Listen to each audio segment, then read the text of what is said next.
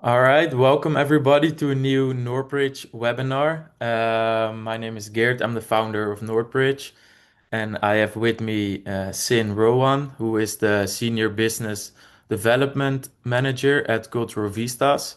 I will hand it over to her in a little bit. Just gonna do some quick housekeeping rules here for during the webinar. If you have any questions during the webinar for me or for Sin, you can drop them in the chat.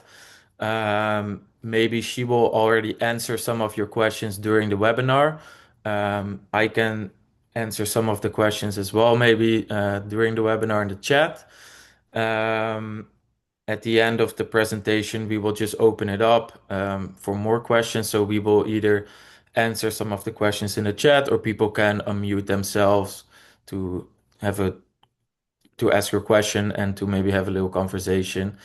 So yeah, with that being said, I'm very excited to hand it over to Sin.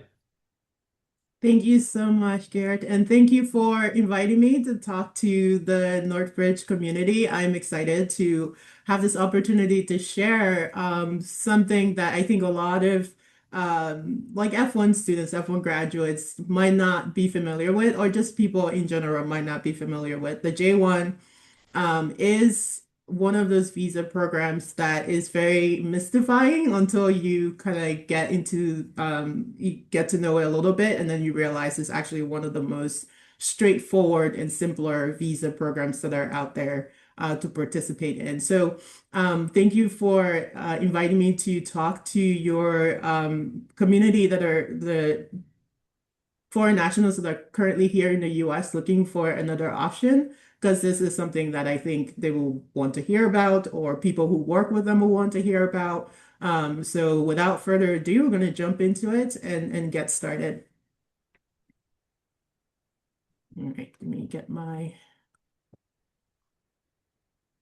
clicker. So on the agenda today, we have about an hour scheduled, but I don't think we're going to take the entire hour to go over what we want to go over today. But we're going to cover a bunch of things that I think would be good information to know. But then we also wanted to leave some time for questions, for brainstorming case scenarios, anything that would be beneficial to the group here. So what we're going to talk about today, sort of broken down into three sort of chunks of topics. The first thing is just going to be, who we are and what is the Early Career STEM Initiative, which is what the program is designed around. What J-1 visas are available to foreign nationals already here in the US, and then sort of looking at some of those roles and job descriptions that that visa category would be you could use the visa for. So without further ado, let's go ahead and get started with some introductions. So we're Cultural Vistas. We are a nonprofit. We're based in Washington, D.C. We've been doing international exchanges for about 63 years. We are one of the very few J-1 sponsors that are designated for more than three J-1 visa categories. Most J-1 sponsors only have the intern, trainee, and teacher categories. We are one of the few that have like more than that. We have interns, training teachers, but we also have the researcher, short-term scholar, and specialist designation. We're also in the process of getting the professor designation. So by the end of this year, hopefully will be about 7 designations for the J-1 program. The J-1 program, for those of you who are not super aware of it, it is a State Department program. It was created or established back in right after the Second World War as a way to um, foster the exchange between US and foreign nationals, like the US and the rest of the world, around culture exchange and business practice exchange. The official name of the program is Bridge USA, and it is, or the Bridge USA Exchange Visitor Program. Most people just call it the J-1 Visa Program or the Exchange Visitor Program. Those are all the same things. How the program work is that the State Department designates sponsors to administer the program on their behalf, and these sponsors are responsible for taking the process from the very beginning until right before the J-1 visa is issued, and then it goes to the consulate office or embassy, U.S. embassy local to the foreign national, or if they're Canadian, at the port of entry here into the U.S. So a little bit about our J-1 visa stats, just so we can establish that we're legit and we know what we're doing. Cultural Vistas leads a lot of the sponsors in STEM programs. We work with a lot of the different STEM companies from startup all the way up to the Fortune 500 companies. Every year we work with about 650 companies working with up to 6,000 candidates foreign nationals coming to the US to participate in programs. Like last year, we had programs in 41 states plus DC. We had candidates from over 90 countries around the world. Our top fields of programs we sponsored were in engineering, computer science, business management, marketing, architecture, biotech, and biomedical in physical science. And then our candidates came from Canada, Germany, Mexico, China, India, Brazil, France, and South Korea, Japan, and UK. But then we also had like over 130 countries participate. So those are just the top sending countries for this particular J-1 program for last year. So what is the early career STEM initiative? The early STEM career STEM initiative is a State Department program that was established to connect foreign nationals in the STEM fields with US-based host companies that are doing research, training, and have internship opportunities here in the US. So eligible candidates who can participate in the STEM program or the early career STEM initiative are foreign nationals in STEM fields studying at or graduating from universities and colleges both in the US and across the world. Research professionals can also participate in the early career STEM initiative as well. And that's where we have the current J-1 research scholar holders, and I'll talk more in details about that, and F1 STEM OPT graduates. Eligible host companies are any companies that are here in the US, they are based in the US and have the resources to host a J-1 candidate. So we're talking companies in both the private and public sector. So we're talking organizations, companies, startups, research labs, foundation, and nonprofit organization. So the Early Career STEM Initiative, it's the name says early career, but it's more than just people who are just starting out in the career. It's for people who are looking to enhance their career and advance their career here in the US. So one thing, so for the STEM, the Early Career STEM Initiative, there is just one J-1 category that applies from the standpoint of someone who is already here in the US. So the J-1 intern, the J-1 trainee, all of those two categories are for candidates who are studying at non-US university. So in order for you to be eligible for the intern and trainee categories, you have to be studying or have graduated from a non-US university. But for the J-1 Research Scholar, you can also have graduated from a US university and still be eligible to participate in that program. So that's why we're going to focus on that today. Because when I talked to Garrett, he said that some of, most of you guys are currently here in the US, either as F1 students or doing STEM OPT. So you're currently already here on a visa here in the US. So the J-1 Research Scholar Visa Program is a visa program for foreign nationals who have at least a bachelor's degree from a recognized university. So it has to be a university that is degree granting for higher education. They have proficiency in the field of study, either through academic experience or or just working within and doing research within that field. They are the primary reason they're coming to the US or they're here in the US, or the reason they're trying to participate in the program is that they're here to conduct research, observe, lecture, or consult in connection with a project at the US-based entity. So a little bit about who can be a research scholar, and we're going to jump into more details with that in the moment. F1 graduates who are here on STEM OPT are eligible. Current J-1 research scholars are eligible, and we're going to talk about why we have this group of people on there as well. And non-US PhD fellows who are studying at US universities are also eligible. So these are all people that can be currently here in the US. A little bit about the research scholar category, just for get to give some context. This is a very long-term J-1 visa. So the visa duration could be from a minimum of 3 weeks up to 5 years. So that means somebody can come to the US on this visa for up to 5 years to do research. So a little bunch of some statistics from last year about the J-1 research scholar. About close to 18,000 visas were awarded in 2025. 75% of those that were awarded were in STEM fields. So social science also are also eligible for the research scholar program, but the majority or the mostly the industries that are eligible or receive this visa are in STEM. 94% of those visa holders are at educational institutions, and we're going to talk more about that in a second.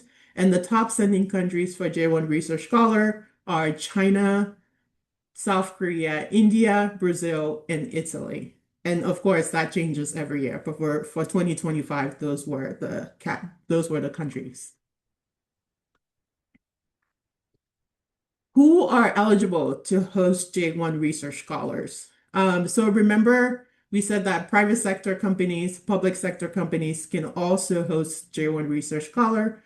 The company, in order to host, they have to be a US-based company. So that means they have to be physically located in the US, as in they have to have a physical US location or a US entity. So, for example, a global company can participate in the J-1 Research Scholar Program as long as they have an entity with a physical address or commercial space here in the US. Um, they have to have a program that is clearly research or R&D based or focused, and they have to have the resources to host a J-1 candidate. And of course, the intent of the program needs to align with the J-1 Bridge USA program. So that means it has to be non-immigrant intent, culture exchange, with that focus, in addition to being research and research development.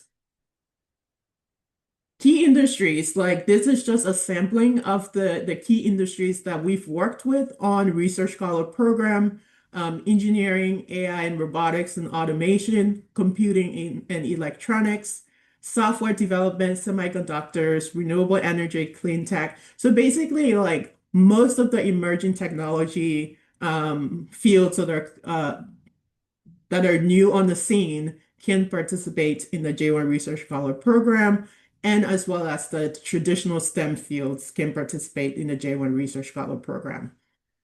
For industries, just to break it down a little further, we have the industries that are more likely to be able to host a J-1 research scholar just by looking at the industry level. Of course, when we're assessing the program for a research scholar, we're not just looking at the industry sector or the job title. We're also looking at the actual task and responsibility that the candidate is going to be performing.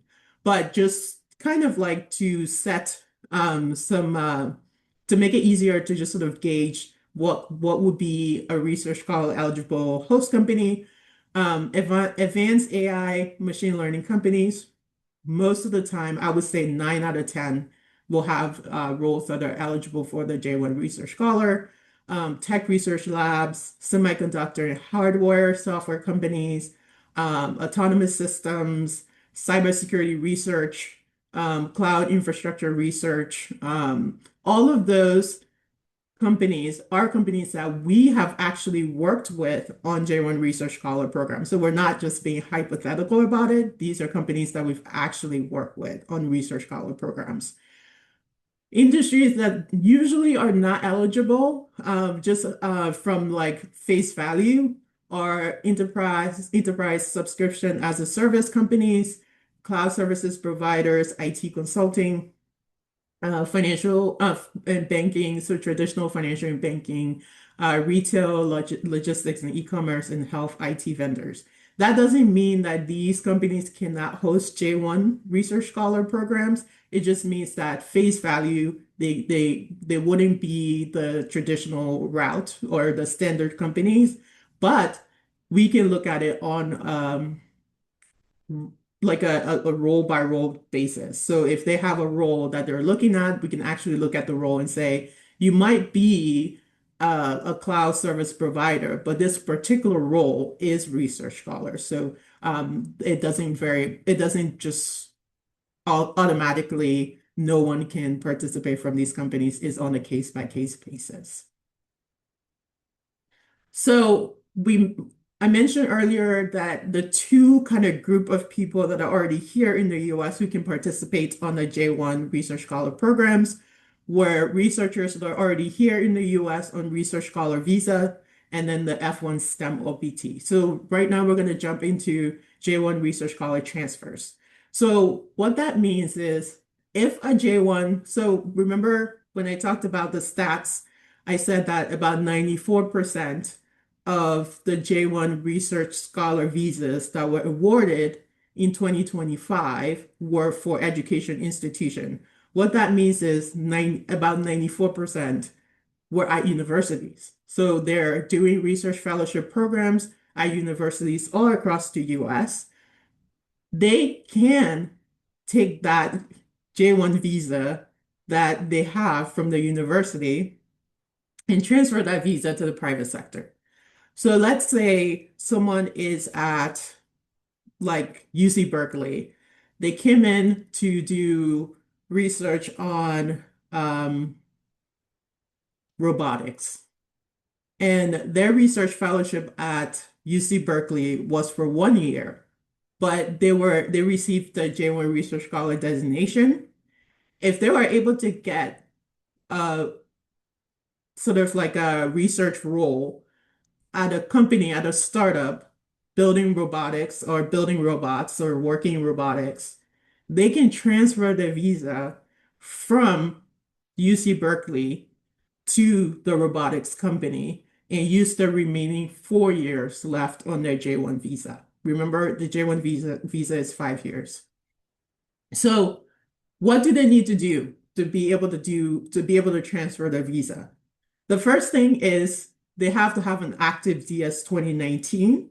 And that DS 2019, which is the DS 2019 is the certificate of eligibility. So if you are familiar with the F1, I think is similar to the I-20.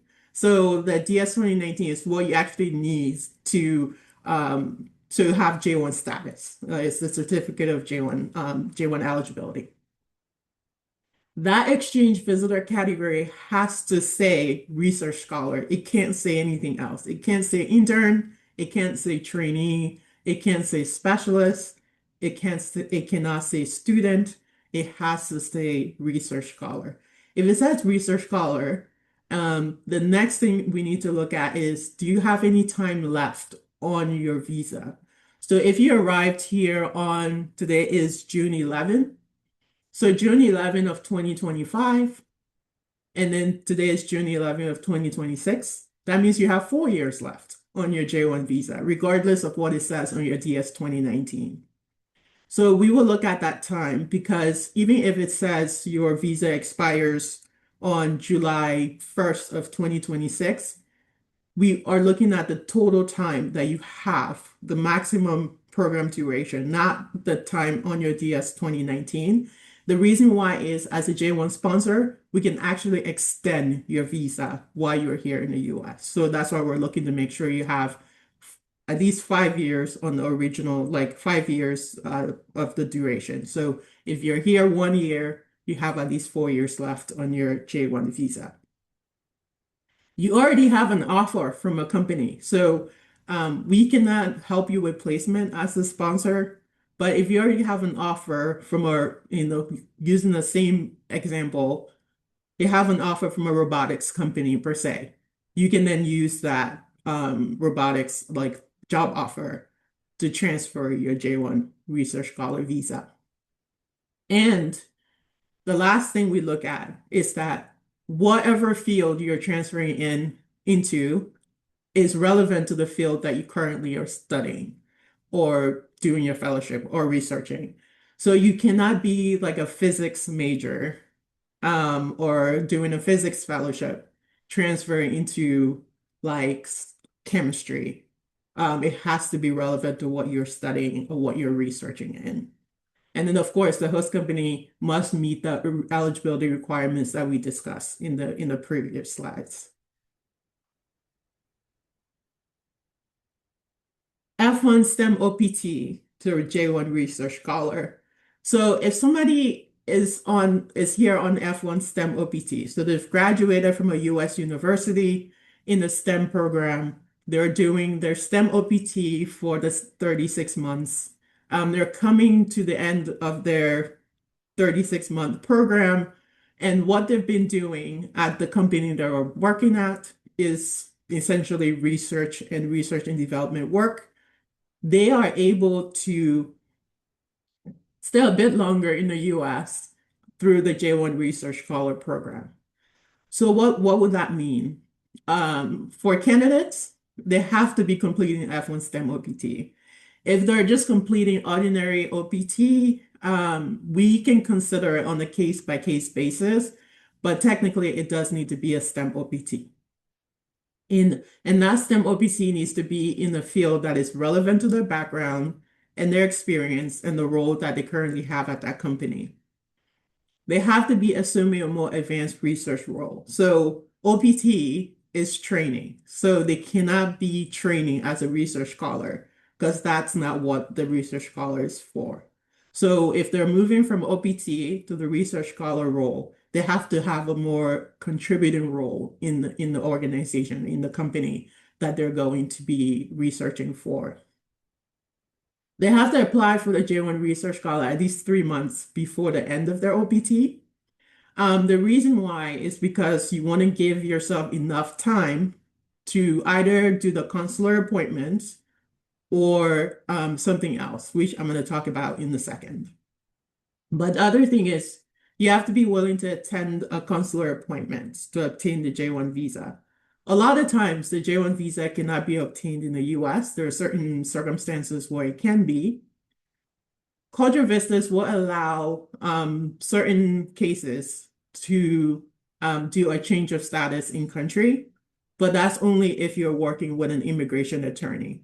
So we wouldn't have, if you're doing the J-1 Research Scholar application on your own or your company is doing the application, we wouldn't allow a change of status in country. They have to be working with an attorney to be able to do that. And this is only a pilot, so this is a limited time offer. It would be on offer until we have enough data to determine whether or not this is something that we're gonna keep available or discontinue. So just something to keep in mind. Why should you consider the J-1 visa then? So we've talked about who is eligible, what company is eligible, how many people are here for J-1. Why should you consider it? So it's just another option as you're thinking about your career and what you would like to do here in the US. The J-1 Research Scholar just offers another option. And it offers another option that is actually very cost effective. It's very, very inexpensive to compare it to other visa categories for the J-1 Research Scholar. It's a very quick process. You can get a DS 2019 within 6 weeks. It's very flexible. So the J-1 Research Scholar can be for a specific project at the company or a specific program. So it gives you a lot of flexibility where you can also, because you have the J-1 Research Scholar, you can transfer to another host company. So it gives you that flexibility where if you're with a project for 2 years at this company and you still have 2 more years on your J-1 visa and you want to do another project at another company, you can transfer your research scholar visa. That's totally fine. There's no lottery, so there's no lottery for the J-1 research scholar. As long as your host company meets all the eligibility requirements and you meet all of the qualification requirements, you can participate in the research scholar program and you can know whether or not you will be eligible within the matter of a few days. There's no annual cap. So there's not like, oh, there's only 65,000 slots that are available for the research scholar. No, the research scholar is available and it's on a company by company basis on how many research scholar they're able to bring. And then lastly, it's a very long-term visa for up to 5 years. So now that we've talked about all of the who's a research scholar, what company can qualify, um, what segment of foreign nationals who are currently here in the US can qualify. The next thing we need to talk about is what are research scholar roles? What are some examples of the things that we're looking at when we're saying like you're a research scholar, this is what you're going to be doing. So research scholar like the word that is in the title, it has to be research based. But then a lot of times we get questions like, what constitutes research? What is research? Because a lot of jobs descriptions, a lot of the roles that would be eligible for the research scholar roles don't necessarily have research in their names. They don't have research anywhere in the JD sometimes. So what would be a research scholar program if they don't have any of that information? So we sort of looked at it when we first got the designation, and we based it on like three separate kind of definitions of research or segments of research. So there's basic research. Basic research is what you would do.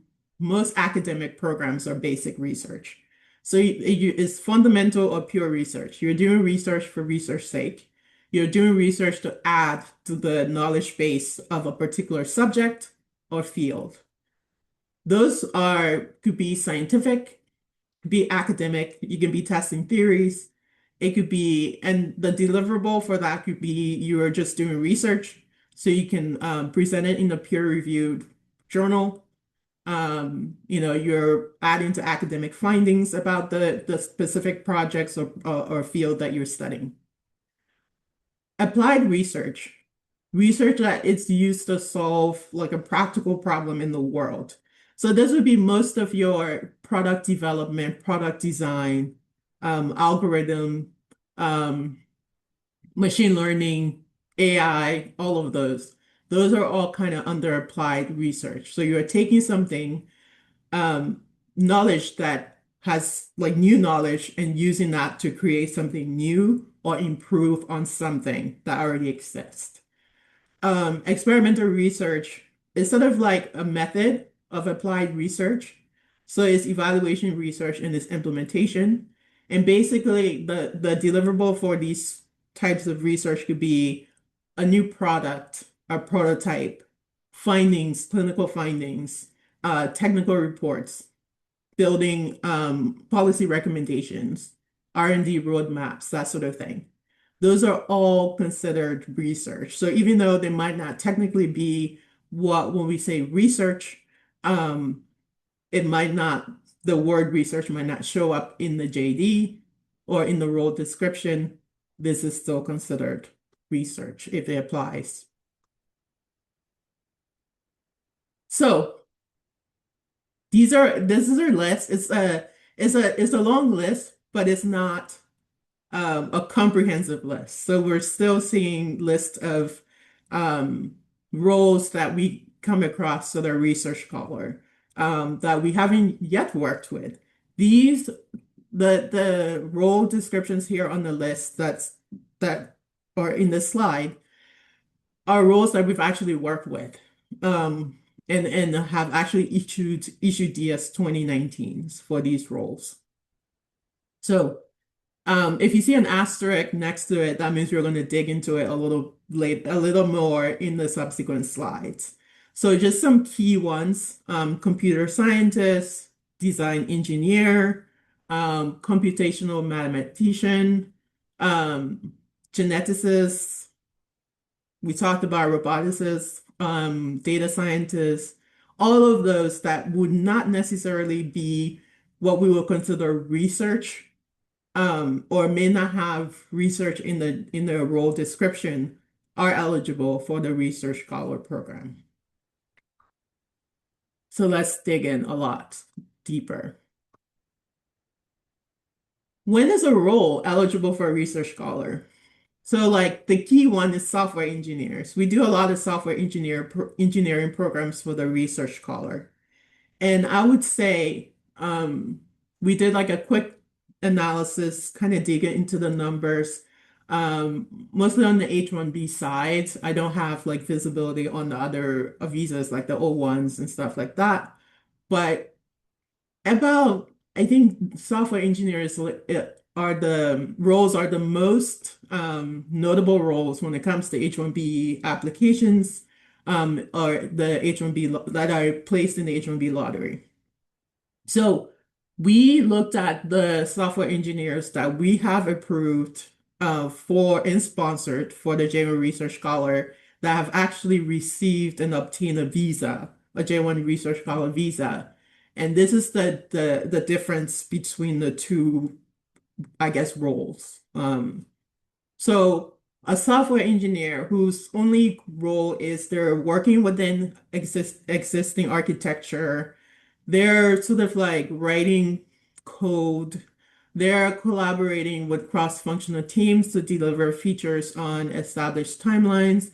They're maintaining product-grade software and applications. So if they're just doing like software, just regular software, um, traditional software roles, within like a defined and existing framework, they would not be eligible for the J-1 Research Scholar.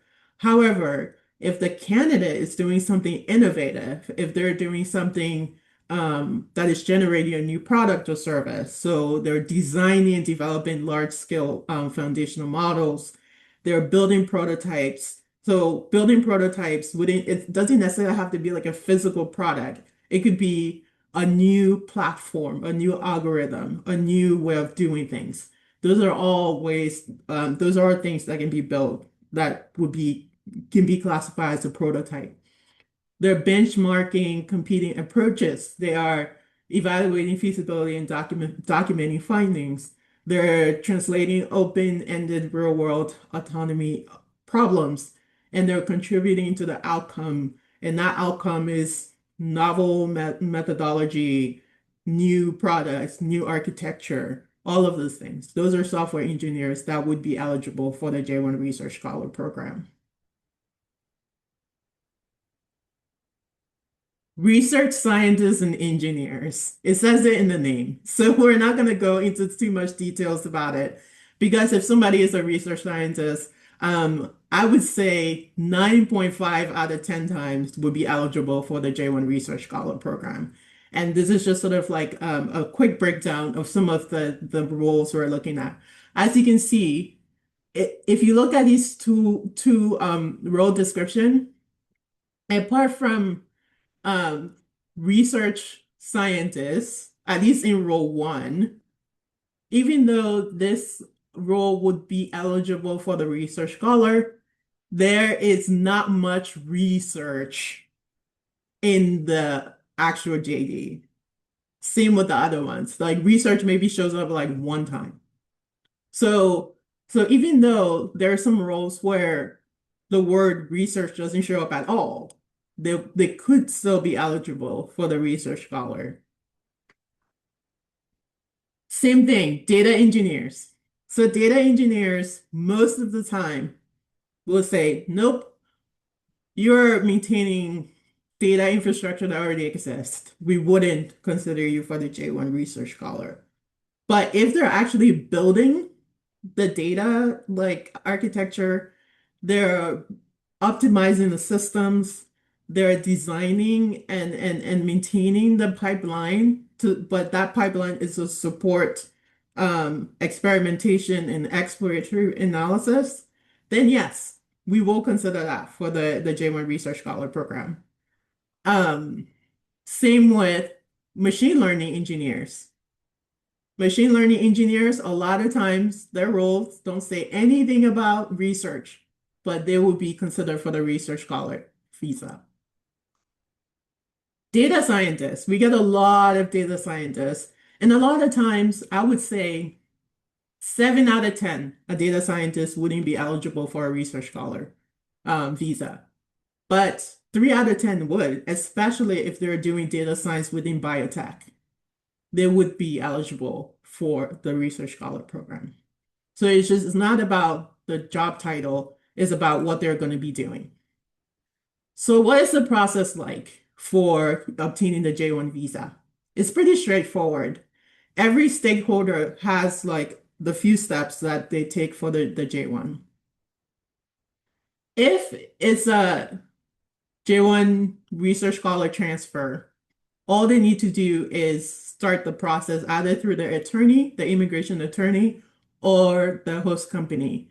And it's a simple application process. Everything is done in country. If it's a J-1 research scholar transfer from one US institution to another, the candidate does not have to exit the US. All they have to do is start the application, and the transfer happens within 2 to 4 weeks.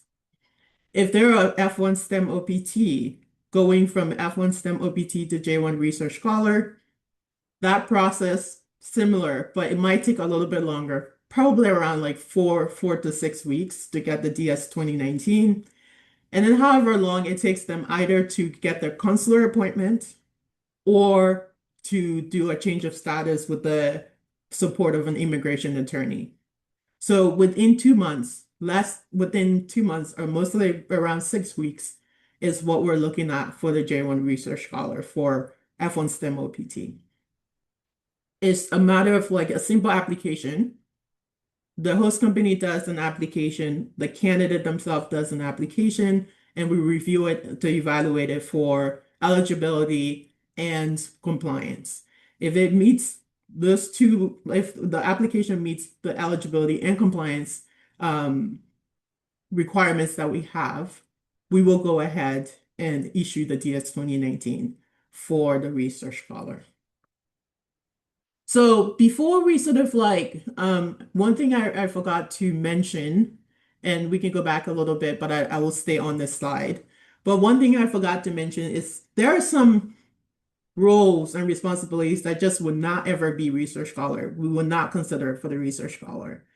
And those are like roles within like quality assurance. So if it's a QA role, it's not a research role.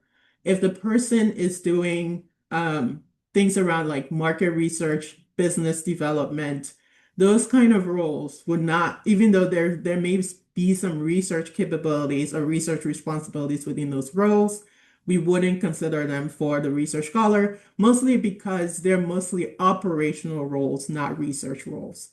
The way we look at research scholar, as the way we assess for research scholar is we're looking to make sure at least 60% of the task and responsibility that the person is doing has to do with research, or product development or research, adjacent like terms.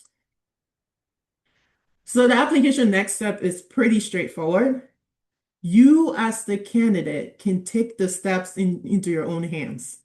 You can actually initiate the application process. We've had a lot of candidates reach out if they're trying to find a role at a host company, and the host company says, we don't sponsor visas.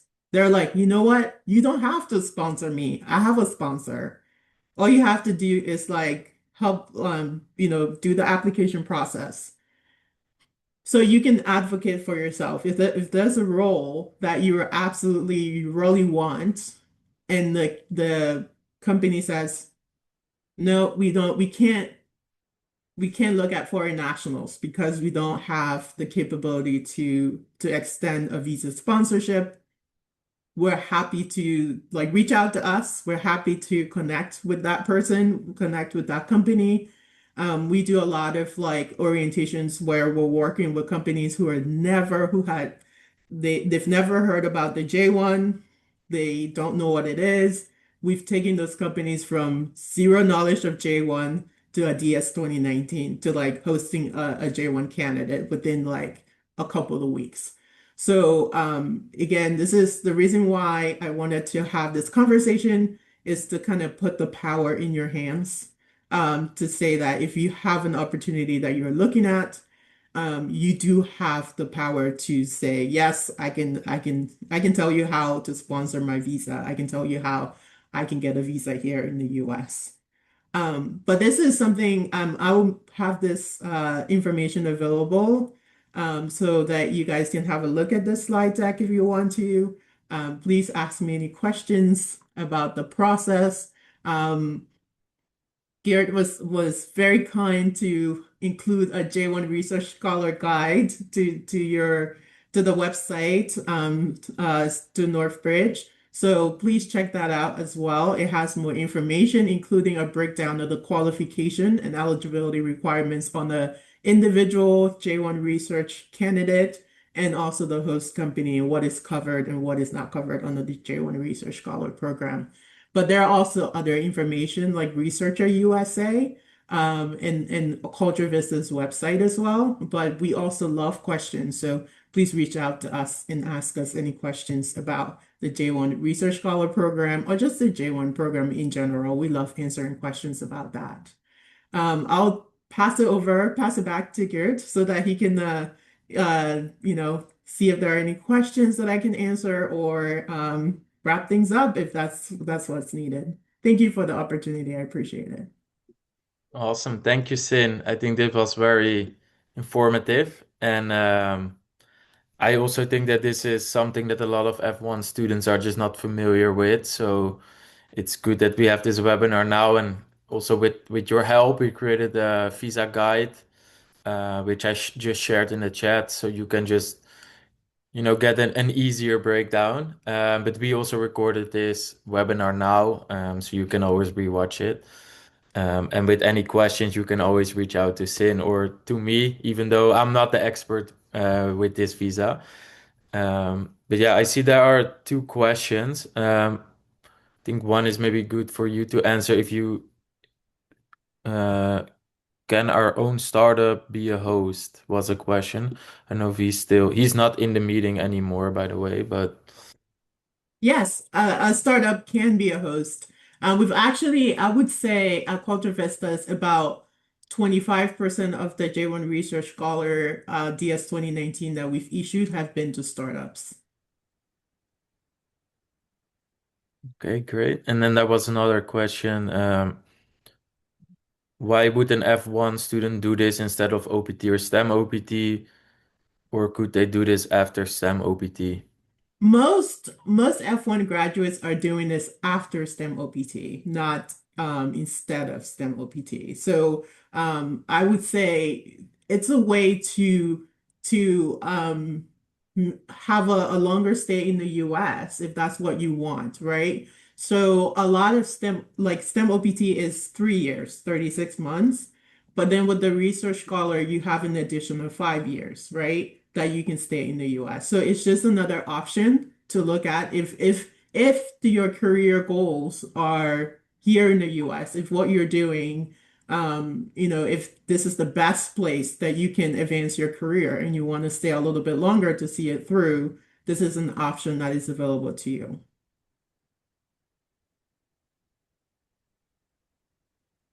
Great.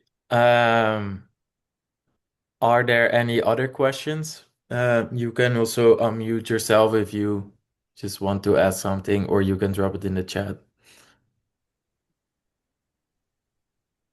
Hi, Garrett. Good to see you. Good to see you, Chris. Yeah, that's my colleague Jesse who asked that question. We have a lot of F1 students on OPT and STEM OPT, of course. So this is a different option then if Mhm. they wanted to stay after STEM OPT on an H-1B, they could do this if for some reason they couldn't get an H-1B or the company didn't want to sponsor them. Yep. Yep, exactly. It's another option in the H-1B, Well, of course, is always there, right? But if the company needs another option for the candidates they're looking at, sometimes if the person is in the lottery and they were not one of the ones selected, this can be something that they can look at as well.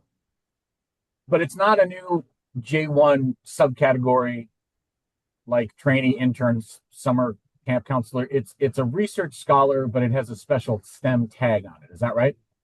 It's a separate J-1 category. The research scholar is its own category of the J-1. Yes, it's not a subcategory under the intern or trainee.